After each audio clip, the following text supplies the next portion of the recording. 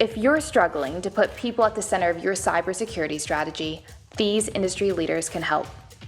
We have a panel of experts here to offer advice on how they've combined training, technology, and policies to engage employees and to ultimately improve their enterprise security posture. So over to Ed Bishop, Tessian's co-founder and chief technology officer. Thank you, Kelly, and hello, everyone. If you're struggling to put people at the center of your cybersecurity strategy, these industry leaders can help. We're here today to talk to them about how to combine training, tech, and policies to actually engage with employees and improve enterprise security posture. Today, I'm delighted to be joined by Bobby Ford, SVP and Chief Security Officer at HP Enterprise, and James McQuiggan, Security Awareness Advocate at KnowBe4. So to kick off, Bobby, do you want to briefly introduce yourself and then followed by James? Sure. Thanks, Ed, and thanks for having me here. Hi, I'm Bobby Ford, Chief Security Officer for Hewlett Packard Enterprise. Hello there. My name is James McQuiggan, and I'm a Security Awareness Advocate over at KnowBe4. Perfect. Thanks, everyone. First and foremost, maybe James, I'll start with you. Why should security leaders be thinking of putting people at the center of their security strategy? That's a good question. And when it comes to your strategies within your enterprise organizations, you've got so many people that work within that organization. For me, when you have that many people, you almost have to consider that as each one of those people are a front door to your organization, to your networks, because so many times over the last number of years with phishing attacks and ransomware attacks, it's come down to somebody on their computer getting one of those socially engineered emails, and they click that link and essentially are letting the bad guys, those cyber criminals, into the network. And so when you've got all those front doors and trying to mitigate the risk of having them click on a link and letting in the bad guys, it's important that organizations view that as an important aspect of the security. And so putting them at the center of it and putting focus on that and getting them educated and getting them aware is going to help strengthen those front doors and prevent the bad guys from coming in. Yeah, we like to say it doesn't matter how much technology and security you have in front of the person. At the end of the day, there's always a person kind of choosing to take actions, choosing to click a link, choosing to wire money, choosing to send that email or reply to that email. So yeah, definitely agree with thinking about every element. And if you go from human all the way to attacker, there's many bits of technology, but still, how can we bring people to the center? You mentioned training and awareness. We're going to touch on that a little bit in the conversation, but maybe Bobby, if I'm right in thinking you've recently moved from Unilever to HP Enterprise, how do you get up to speed with what the security culture is like at a new company? Maybe also figuring out, we've just mentioned the importance of putting people at the center of security strategy. Maybe not every company thinks like that. How do you get up to speed with what it was like before and what you want over time? Yeah, Ed, thanks. That's a brilliant question. And for me, it starts with listening. Whenever you join an organization, it's important that you listen. And what you're listening for is you want to know who the stakeholders are. You want to know who the influencers are. And you listen as much as possible to identify the stakeholders. And then you want to go and listen to those who are the influencers, because you can't have some sort of preconceived idea of what the organization is, what the culture is, what the appetite is. You can only learn. So you go in and you listen and you learn, and then you take that, which is what I would call business intelligence, by connecting with the people. You take that business intelligence, and then what you bring to the table is, experience and threat intelligence.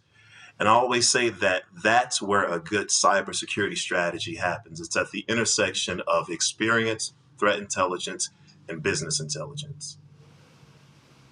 Yeah, I love that. I love that point about listening. I think I think every CISO interview, I imagine they get you to do some level of 30, 60, 90. And it's probably a big red flag if someone comes and says, I'm going to do this, I'm going to do that. I think I know this, but actually you need to listen, learn who are influential. That doesn't mean seniority. It means like, who do people trust? Who do you need to get buy-in to? Who's leading from security at all levels of the organization? How can you leverage that? Love that point. James, I wonder, we've talked about kind of, Bobby just mentioned listening and getting up to speed. What do you see, maybe, not to be too negative, but what do you see companies get wrong? Like, what mistakes can companies make to kind of destroy a security culture? It feels like it's always teetering on the balance, and a couple of wrong mistakes you could tip and lose maybe some good security culture that you had built up over time. Yeah, with regards to security culture and when organizations are trying to implement it, a lot of the time I've seen is they try to boil the ocean. They try to fix everything all at once. And what you want to do is focus on one or two behaviors that you want to improve in the culture. When we look at security awareness and we look at the security training, we want to make that engaging. We want to make sure that the employees, the users, are coming away with items that they can use not only in the work environment, but they can use at home as well. I've always believed that, when we were growing up, we would be walking down the sidewalk and we get to the end of the sidewalk and we look to the left, then we look to the right, or sorry, in the UK, we look to the right first. I almost made that mistake a couple of times, but you look to the right, then you look to the left, and then you cross the street. And why do we do that? Because we don't want to get hit by a car, we don't want to get injured, we don't want to, lose our life. The same thing applies when it comes to that awareness with, for example, phishing emails.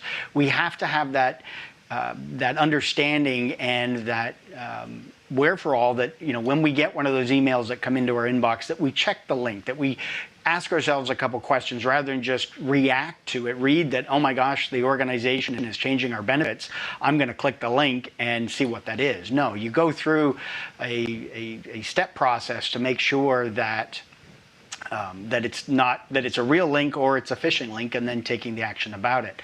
So with organizations, it's looking at picking up one of those two or three behaviors that you want to change in your culture. Focus on those. Make sure it aligns with the culture, the vision, the mission of your organization, and then work towards achieving that. And then the next quarter, you work on the next set of behaviors. Yeah. Completely agree. Don't boil the ocean is the thing I took away from that. Priority, have a stacked rank and just go after a couple to start with. Maybe, James, sticking with you, because I know this is something you're really passionate about, but how can our audience think about training and awareness programs? You've already mentioned training a good number of times already. How can they think about it having a positive impact on security culture? I think sometimes training programs get a bad rep across organizations, but how can our audience think about implementing these in a positive way so that people engage and it is effective, etc.? So when you have your training and awareness program, that's the foundation of the cybersecurity culture that you're going to have in your organization. It's kind of like when we go to school and we learn about science and maths and history and English. All of those kind of come together to help us later on in life. Whether we think that algebra still helps us later in life, I know some of us are still figuring that out, but those are the foundation. And when we do our security awareness and those training programs, that's that foundation for all of us. And we want to move on from that and build upon that to reinforce in the culture. So having that engaging content, thinking of your cybersecurity program, your awareness and training, your culture program, thinking of it like a hacker, but moving forward and planning it like a marketer. You get with your marketing people, they're doing marketing campaigns all the time. And so if you can get with them and figure out, okay, these are the different assessments we're going to do. This is the new literature or the media we're going to put out. This is the training material. and coordinate that for different groups, for different people. So that way it's not always that, oh, here we go, it's that one time of the year where we're going to get our security awareness training. No, it needs to be something that's a part of the culture, part of the organization, that's constantly happening throughout the organization, throughout the year. So that way people aren't looking at it going, oh, here's the security stuff again. And actually, whether you've got videos and they look forward to, oh, hey, what's the new video this week? Whether they say that, I don't know, but having that positive reinforcement that comes in with either seeing the video or getting the latest update or a meeting that they get to participate in, doing things to try and elevate the interest in the cybersecurity. Not everybody's going to be interested in it. I know not everybody's not interested in accounting, but we need the accounting for finances and running our business. But it is something that's a part of it, so it's just a matter of getting people engaged and interested into that topic. Yeah, I think everyone's now going to be pinging all their marketing teams, trying to lean on some marketing budget. But in all seriousness, I love that idea of thinking about it like a marketer. Bobby, I wonder as a practitioner whether you have anything to share and add to that. I know it's something that you've talked about previously at our summit, but what have you seen done well? What have you seen done poorly? How can people navigate that kind of reinforcement of positive training and awareness, not treating it like a one-off yearly boring exercise? Yeah, I think you and James touched upon it. The challenge is that oftentimes you have to deploy your awareness program within an overall compliance program for the organization. And it's important to be mindful that it's not just security awareness that the organization has to deliver.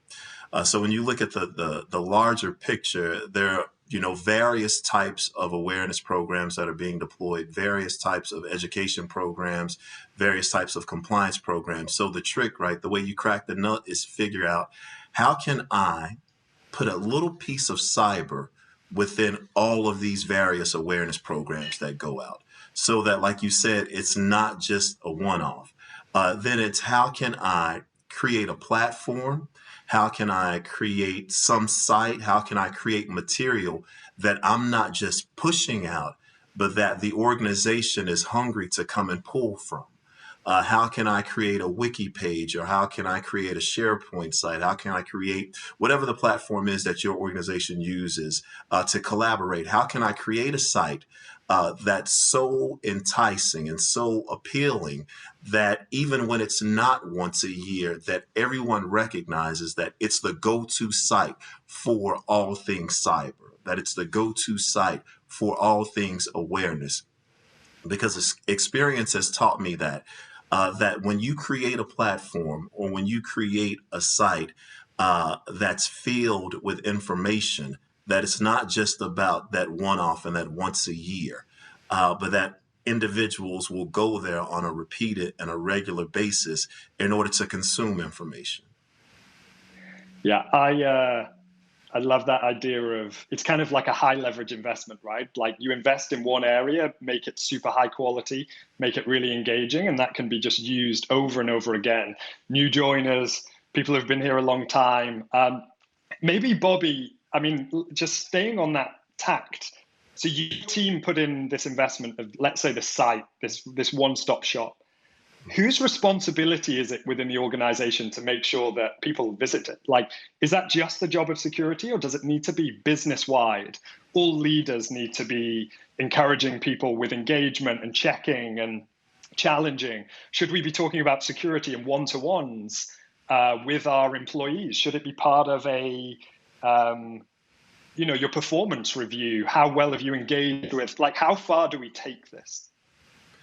I think that's a really good question, and I would love to give like a straightforward answer, right, Ed? But I'll use the classic. It depends. It really depends on the organization.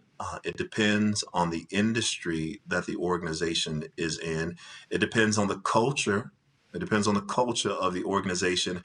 And then it depends on the track record of the organization.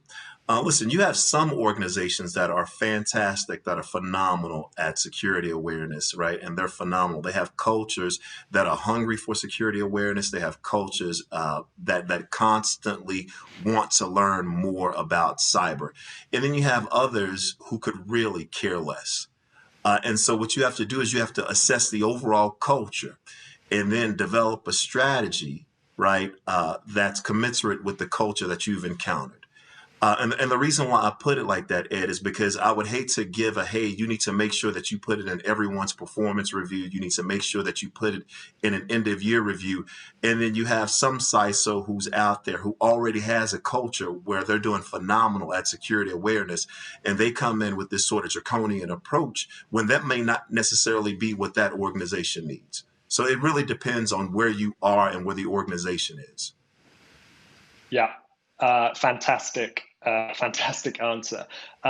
Maybe, James, taking a little bit back to training awareness, we're reading, I mean, I don't like refreshing the security news to see how many times ransomware has been mentioned. But how, if we just pick ransomware, I'd love to maybe go end to end of like a training and awareness program.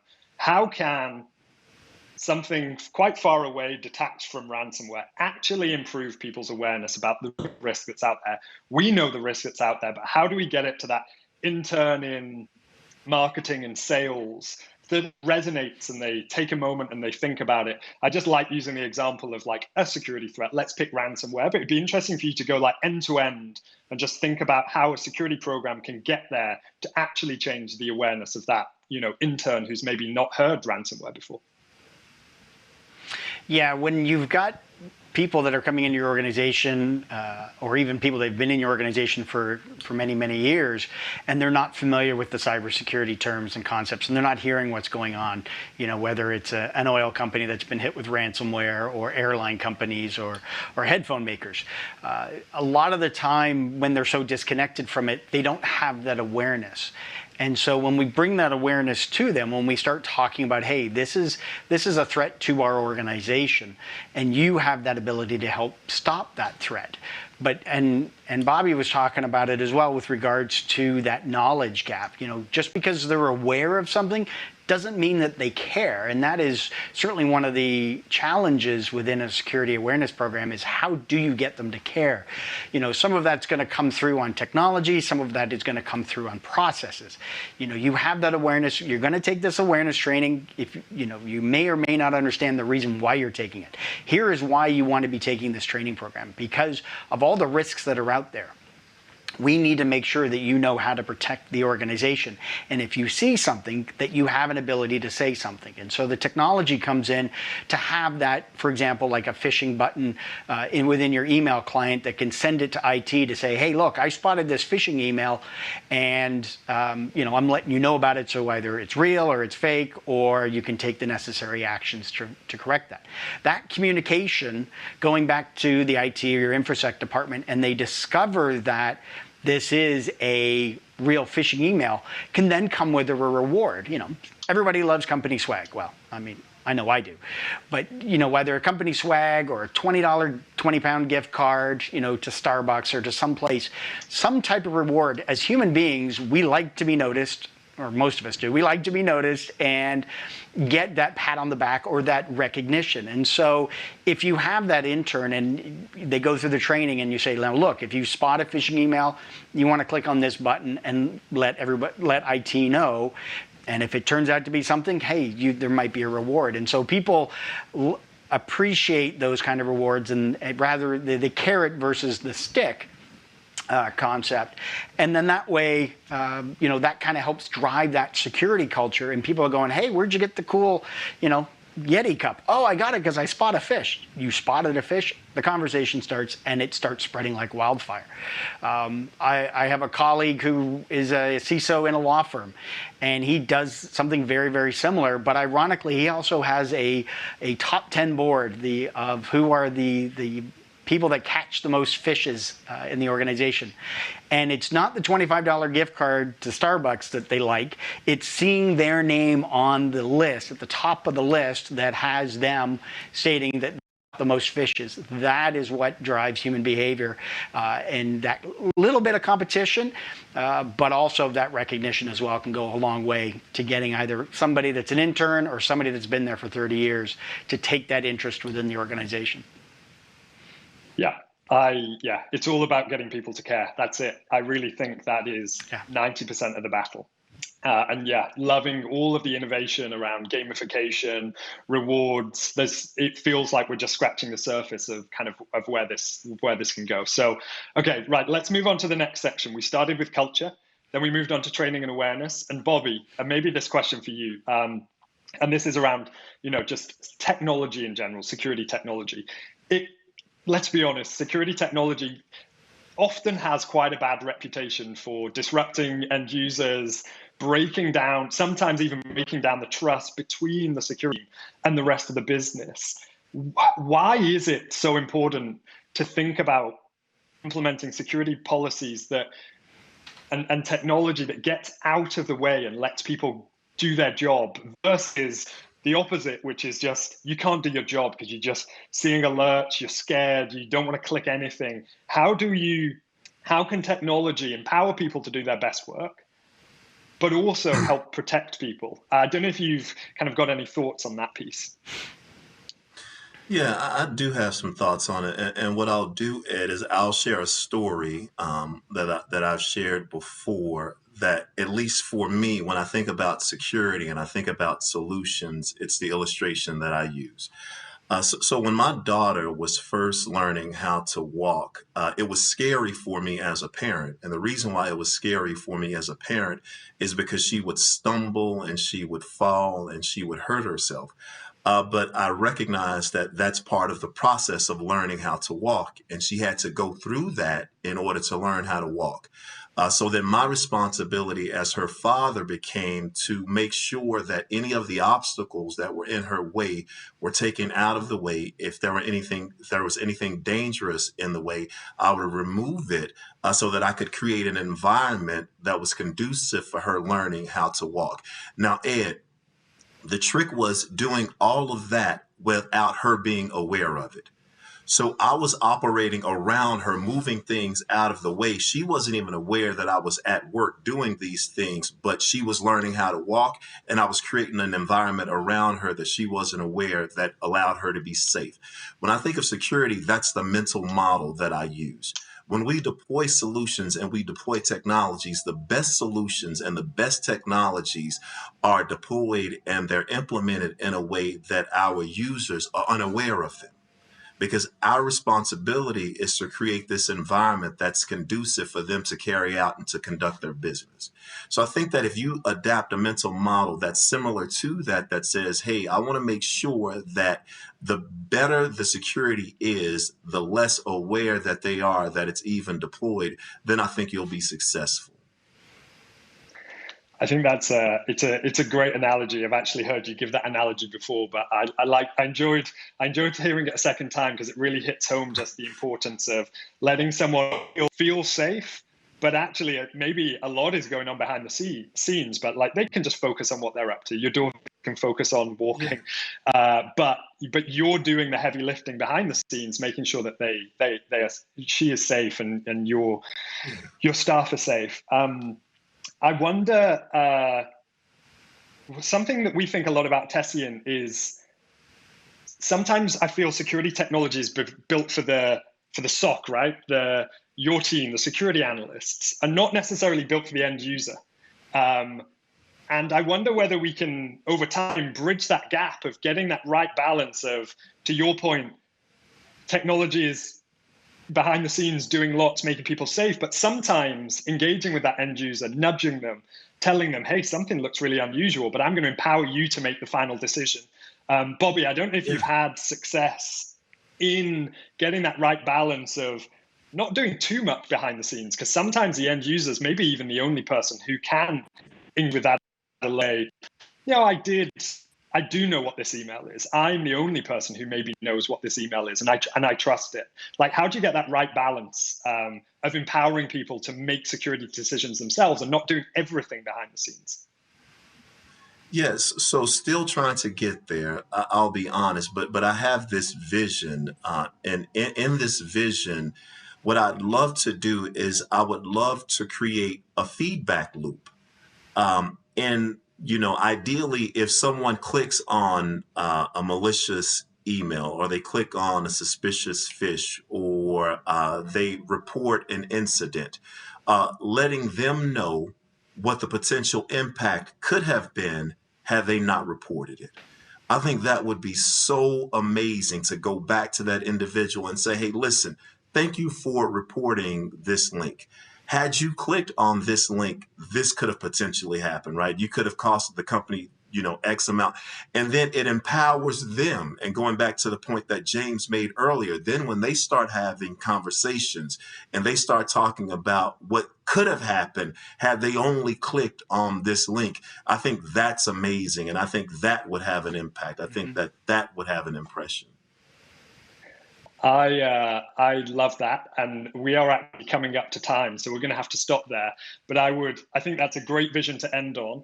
It's almost, Bobby, as though you know the product roadmap of Tessian, but I promise I didn't seed Bobby with that before he said that. But watch this space, because we're super interested in building out these like automated workflows, letting people know what would have happened if they had done this or if they hadn't taken this really good action. And again, back to James's point, rewards, making people feel like they're part of the solution, celebrating. I think that can all come through automated workflows. So great vision to end on. But I'm afraid that is all time. That's all we've got time for. Huge thank you to Bobby and James for sharing their insights with us today. And thank you to you, our audience, for joining us. I'm handing back over to Kelly, who can take us on to our next session. Thank you.